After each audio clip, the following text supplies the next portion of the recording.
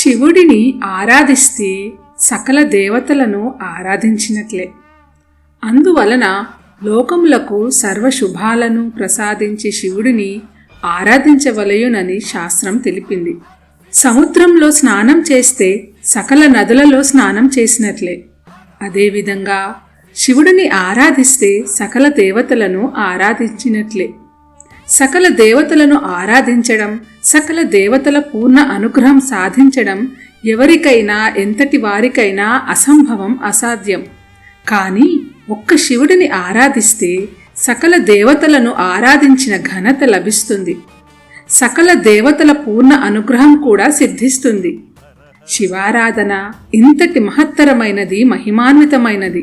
ఏవం విదే కలియుగే దోషానామేకశోధనం మహాదేవ నమస్కారో ధ్యానం దానమితి శృతి అని కూర్మపురాణం తెలిపింది.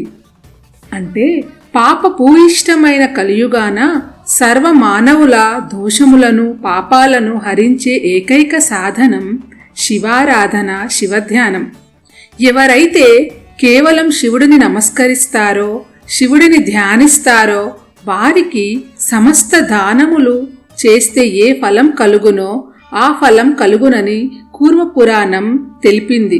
33 కోట్ల దేవతలు, సర్వదేవతలు ఒక్క శివుడిలోనే ఉన్నారు.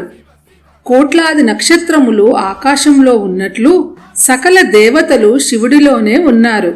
ఆకాశానికి నమస్కారం చేస్తే సర్వ నక్షత్రాలకు నమస్కారం చేసినట్లే.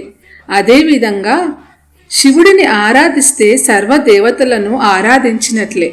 కావున శివుడికి ప్రీతికరమైన కార్తీక మాసంన శివుడిని ఆరాధించండి, శివ అనుగ్రహాన్ని పొందండి, సర్వదేవతల అనుగ్రహాన్ని పొందండి.